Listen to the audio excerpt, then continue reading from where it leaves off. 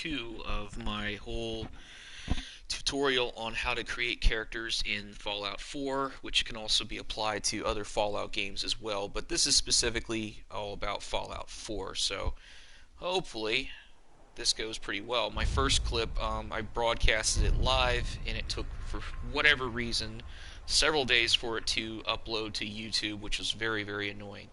So anyway, the last video, I created a character, and this character's archetype, as I was kind of describing, I actually created more or less a sniper character, which pretty much means I gave my character very high agility and very high perception, and of course I also gave her a intelligence of 7 to help her level up rather quickly.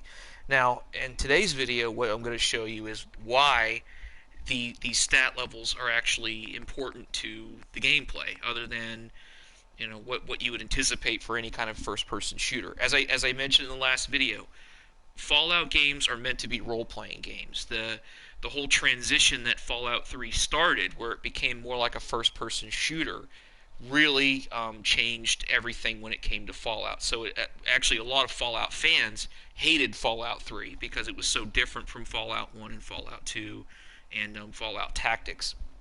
But overall, I love all the Fallout games, okay? So it doesn't matter to me. I love them all. So what I'm going to show you now that I've created a character and I've given them stats, which are based on what's called special, SPECIAL,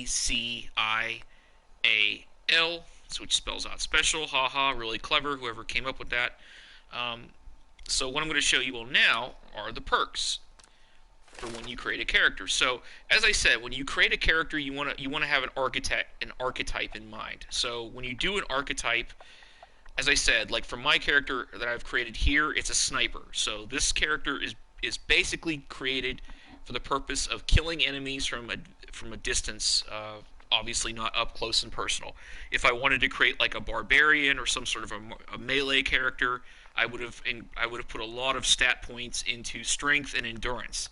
But in this case, I didn't do that. Now, Fallout 4 is a little bit different from the other Fallout games because this game, there really is no way around combat. At several points in this game, you're going to be forced to fight and kill something no matter what. No spoilers, I won't include that. But you can't talk your way out of situations in this game.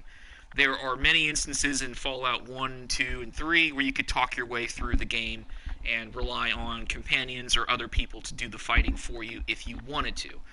Fallout 1 is probably the most interesting of all the games because you could literally speedrun the game with a maxed out agility and intelligence score and beat the entire game without initiating combat and killing anything at all, which is very, very cool, very, very role-playing game-like.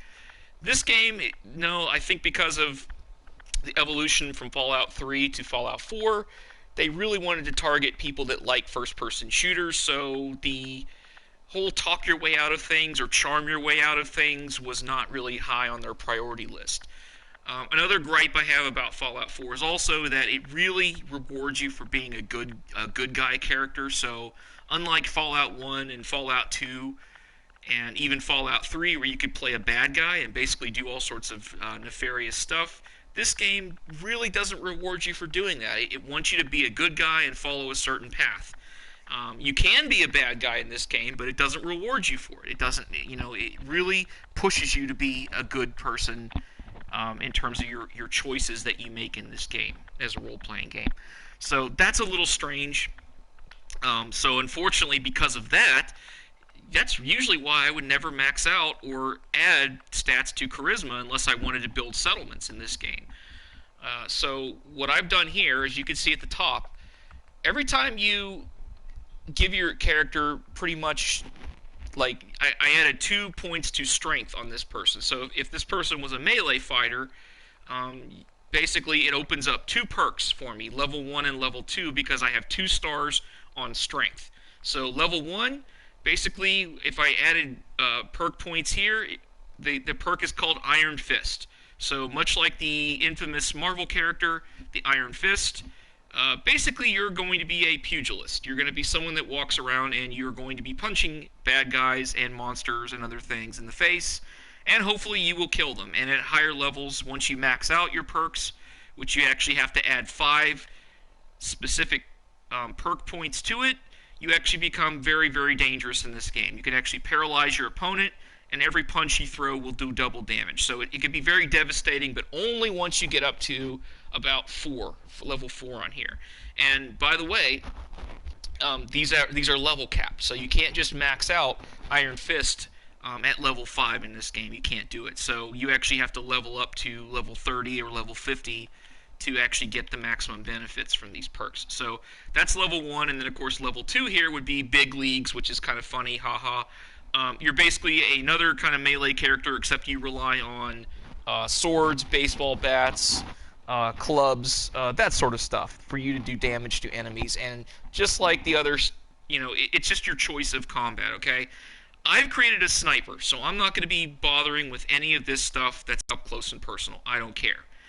What I gave my points to was perception, intelligence, and agility. So as you can see, I put like 7 points into perception. So I have 7 levels of perks I could choose from.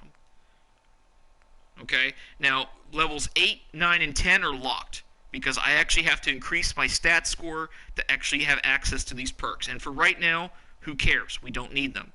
And as I also strongly recommended in the last video, I would never start off this game maxing out any of these categories at level 10. The main reason for that, well, there's several reasons for that.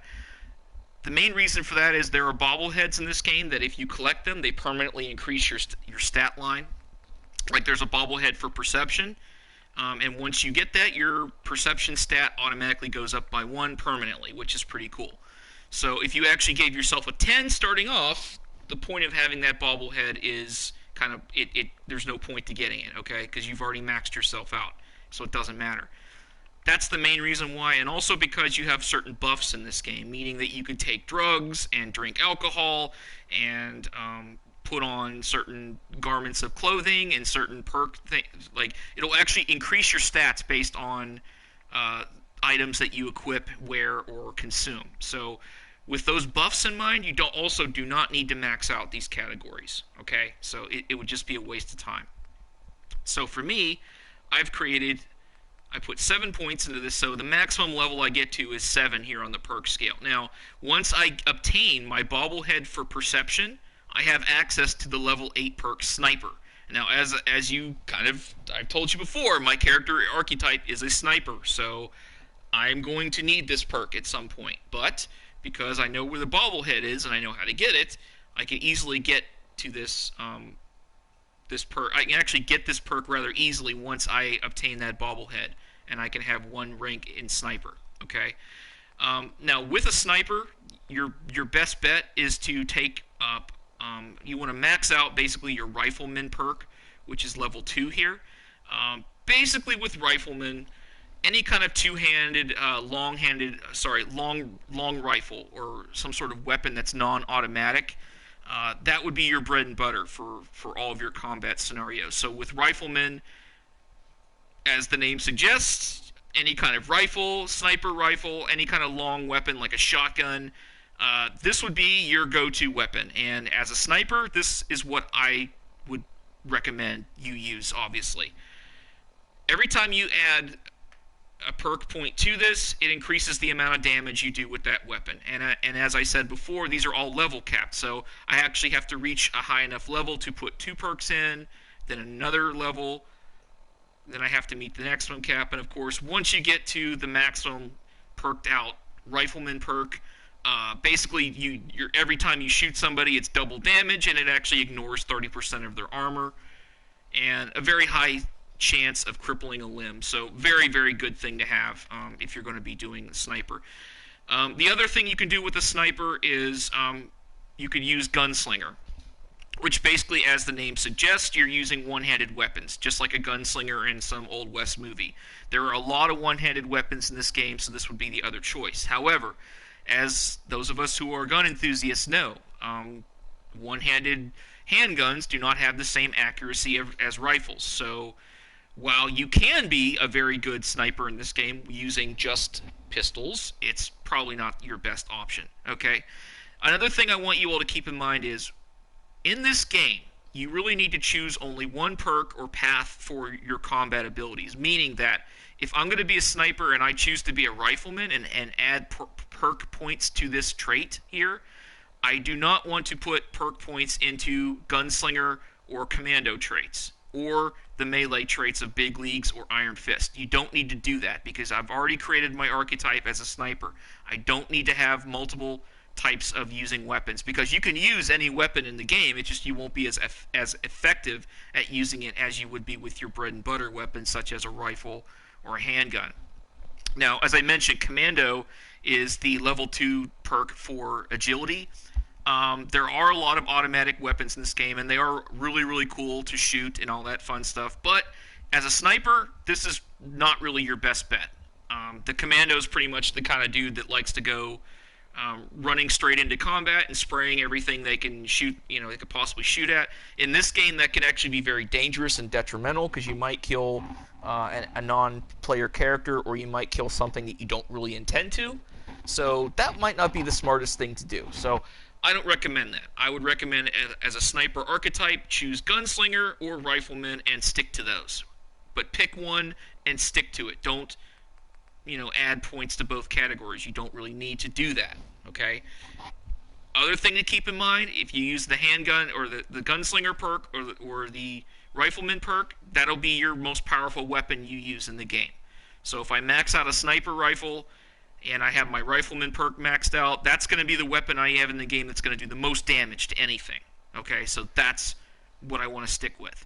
I can still use bare knuckles or baseball bats or whatever, but it's just not going to have the same effect as my most powerful weapons, okay? Now, another thing to keep in mind with a sniper is you're probably going to be doing a lot of sneaking and stealth sort of activity. So you got to sneak up on an enemy to get the drop on them and get a sneak attack, because every time you launch a sneak attack in Fallout games, all of the Fallout games that is, you get a bonus modifier for damage. So at very high difficulty levels in all of the Fallout games, particularly 3 and 4, you want to always get a nice sneak attack in on your enemy, because you can usually kill an enemy with one shot, one kill with a sneak going. So sneak would be definitely a perk that you would consider using. However, the actual perk for sneak, which is level 3 under agility, it's basically for getting around bad guys and getting away and getting into position to snipe people. So that's why I would recommend you add perks to sneak here.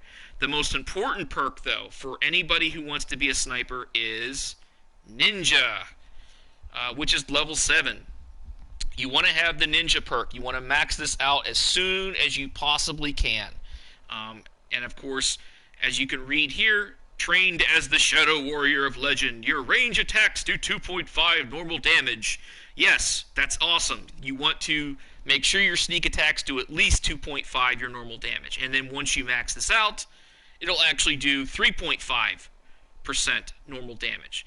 Now, granted, some people actually will play a melee character in this game and be a ninja at the same time, which is pretty cool. For those folks, they get an extreme damage modifier here, 10 times the normal damage. So if you can imagine playing like a sneaky barbarian character, you can basically roll up on a bad guy, sneak up on him, and then hit him with an axe, and just imagine what kind of damage you do with that. So that's a very cool perk. Ninja is pretty much your bread and butter, though, for a sniper character that wants to do, massive amounts of damage. So you could basically sneak up on a bad guy from a distance, crouch and activate the sneak mode, fire your rifle, one shot, one kill. That's pretty much classic Fallout for you right there, okay, for your archetype. Some of these other perks I'll just kind of run through, but I've pretty already given you the most important ones. Now, under Endurance, you have a perk called Toughness. This is always a fun one to have because it's pretty much like you're giving yourself armor, even though you're not really wearing any kind of armor. So for people that like to sneak around and wear lighter armor, because heavier armor is really hard to sneak up on people when you're wearing heavy armor, for obvious reasons. Because if you're wearing all this metal on you and it's clinking and stuff, the bad guys can hear you. So you want to wear like cloth or leather stuff, and this would actually be a necessity for people, especially with my character having only 2 endurance. This perk would be extremely valuable because when I max it out, I have 50 damage resistance. Very, very helpful to have. Okay.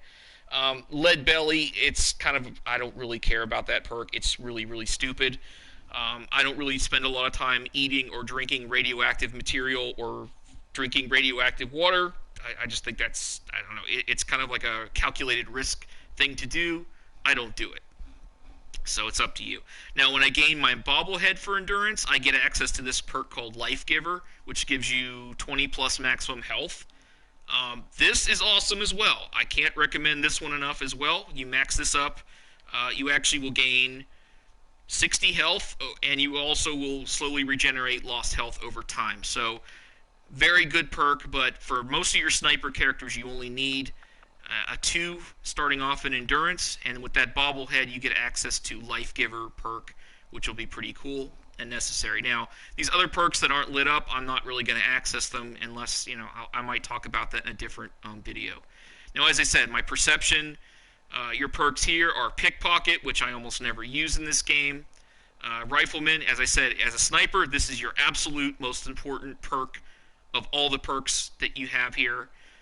Awareness, it's kind of hit or miss. I don't really use awareness much. I already know what their weaknesses are. And as a sniper, your main target should always be going for your opponent's head or to take out one of their limbs. And since you're so good at perception, you can actually see that your enemy is holding a weapon in like their right or left arm. You would actually shoot their right or left arm from a distance and disable them. So don't really need to do this, but I've played this game enough, but as a rookie, you might find this to be interesting. I don't know. Locksmith, this is also kind of an important one since there's so many locks in this game that need to be picked. So that's really up to you. If you're not one of those people that likes to bother with lock picking and sneaking into things that you're not, places where you're not supposed to be, you don't need to really spend much on this. But I love Locksmith because I love picking locks in this game. It's kind of easy to do. Demolition Expert, I really don't. I've never really maxed out on this for any reason whatsoever, unless I was a melee character and I needed a second weapon to use. And in that case, I would actually choose like some other perk like big guns rather than this. But if I needed something extra to hit an enemy from afar with, I would use this perk right here because I could throw hand grenades and they would blow up a lot. They'd have a much bigger explosion and cause more damage. Night Person, it's really up to you once again. It's a silly perk. Basically, when the sun goes down, you gain 2 plus intelligence and 2 plus perception. As a sniper, your intelligence and perception are already very high. This would basically max it out. Okay, so that's up to you, how you would like to roll with Night Person. And then as you add up, it gives you even more, like plus 3 to intelligence and perception. And of course, maximum perked out Night Person, 30 extra health. Okay, big whoop. Okay. Refractor, inner mirror. You basically, if somebody's shooting you with some sort of a laser weapon or plasma, this kind of helps shrug that off. It's kind of like the toughness perk, except it's for getting shot by energy weapons. The best thing you could do as a sniper in this game is obviously one, not get shot, not allow any enemies to get close to you, and of course, don't get shot by an energy weapon would be the other one, because a critical hit with an energy weapon and you turn into goo, which is not good. So that's all. That's pretty much what I would go through here. As I said, charisma, I use this as a dump stat for this game because I'm a sniper.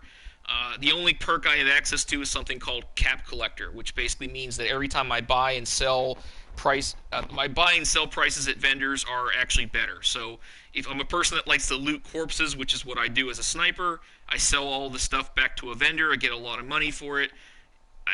This perk just helps me get more money for all the dead bodies I loot. So it's up to you. If you're not a person that really likes to sell stuff to traders and to stores, then you don't really need to worry about this, okay? And of course, obviously, a second perk makes it even better, and then you can actually invest money into a store's buying capacity. As I said, this is not a real concern of mine. If I get high enough level in this game, or if I don't have access to a perk because of a level limiter, then I might dump a level up point into Cap Collector just to have that. But other than that, I've never regarded it as something overly important. Okay, so intelligence and agility. Well, let me skip over and go to luck because I also use that as a dump stat for this. My luck training's number one. The only perk I have access to is Fortune Finder, which basically means I find more bottle caps in containers. I find more money whenever I look for things. That's all that means. Okay, yay. It's yay, fun. Yay, I get more money. Big whoop. Who cares? A better perk, once I get my luck bobblehead, would be this one right here, Scrounger. Because when you find more ammunition, you can actually trade ammunition in at vendors, and you'll get a lot more caps for that. So it's better to find more ammo when you go scrounging around for things rather than caps. So that would just be my only advice here under this archetype. Now, agility, as I said, here's Gunslinger, that's level 1. You've got Commando, which is level 2. As a sniper, as I told you all, I recommend Gunslinger, not Commando. Okay. Then you've got Sneak. That's your level 3 perk. That's an important one. You've got Mr. Sandman. Now, Mr. Sandman is kind of a funny perk. As a sniper, later on in the game, when you start using silenced weapons, you can put silencers on all your rifles and handguns. This perk becomes absolutely lethal. I mean, you will one-shot kill just about everything in the game. Once you have this maxed out, as well as Ninja, pretty much nothing stands in your way. So, as the game progresses, I strongly recommend, and you have access to something that has a silencer attached to it, or you have the perk where you can actually build a silencer into your weapon. Choose Mr. Sandman. It's hilarious. Simply because if you sneak up on somebody that's sleeping, you can automatically kill them for one thing, but also your silent sniper attacks do 15% extra damage. So if you're doing the math for the math modifiers out there, this is crazy what this thing can do. So a very good perk. Then you have Action Girl. As a sniper in this game, pretty cool to have. I would recommend this is a perk also that I would not overlook, because your action points will regenerate faster than normal, and you definitely need that as a sniper, especially if you use a more powerful sniper rifle that takes up more action points to use. So keep that in mind, that you want your action points to regenerate as fast as possible. Action Girl helps you get there. Then you've got something called Moving Target. I've never been a real fan of this unless I was a melee character, simply because I have to run towards a bad guy to get close to them, to hit them with some sort of melee weapon or my fists. This would help me minimize the damage I'm taking while I'm closing that distance. So that's the only reason I would choose this. And as a sniper, you're not really moving around that much, like running away from bad guys. You're basically shooting them from afar. Not really something I would be too concerned with. Ninja, as I said, absolute must. Then you've got something called Quick Hands, which is your level 8 perk. Basically, you reload faster. And as a sniper, you definitely want to use this perk because you need to reload your guns in the event of an emergency. And then once I get my agility bobblehead, I have access to this thing called Blitz. This is one, once again, I almost never use, simply because it's for melee characters. If you want to close the distance with an enemy, get to them as fast as possible, not only will you need Moving Target, you will also need Blitz. And of course, obviously combined with Sneak and Ninja, your character is absolutely lethal. But as I said, that is an archetypal character to create for yourself, some sort of a melee character that has a very high agility. That would be the character for you. Those are the perks you would need, okay? Now, of course, if I chose to max this out, I would actually get this perk called Gun Fu, which is pretty cool. Now, intelligence, I'm running out of time here, so I'm going to try to go through this. Your first perk here for under the intelligence, which I think I put the most stat points into at the beginning. Vans, it's really stupid. I don't ever use that. I've never used it ever. Unless I'm using a mod. I don't really need to, but it kind of helps you out, guides you on your quests, but you don't really need it. And of course, if you max out this, you actually gain a permanent plus 2 perception.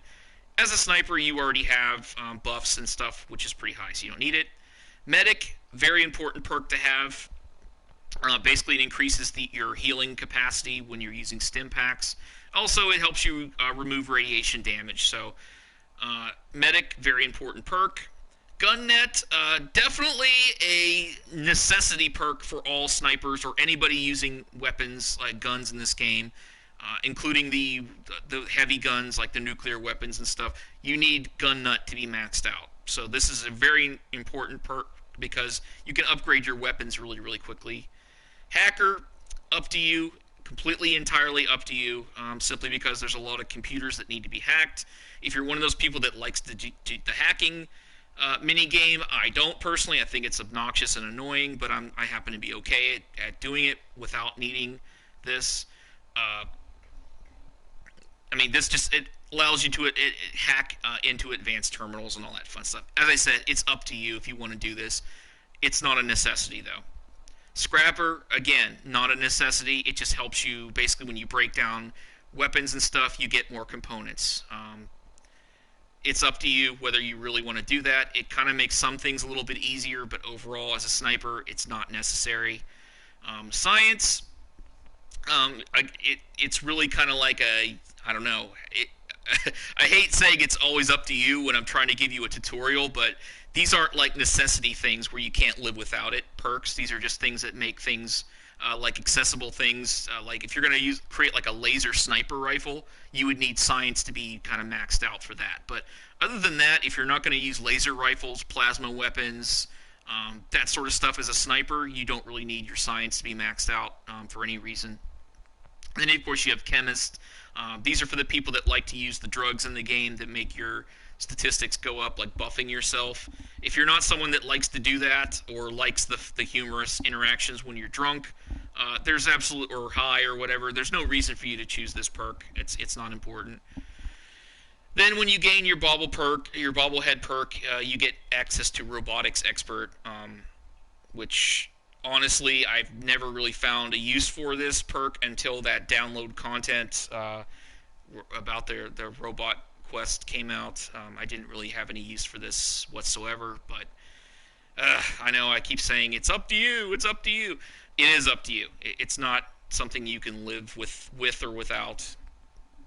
However, the only perk that I would recommend as a sniper here that might be of assistance to you later in the game would be Nuclear Physicist, simply because it allows you to use your power armor longer, and you have fusion cores that will last longer, so you don't have to keep buying those really expensive fusion cores or finding them in the game. So anyway, that's how I broke this down for my archetype here.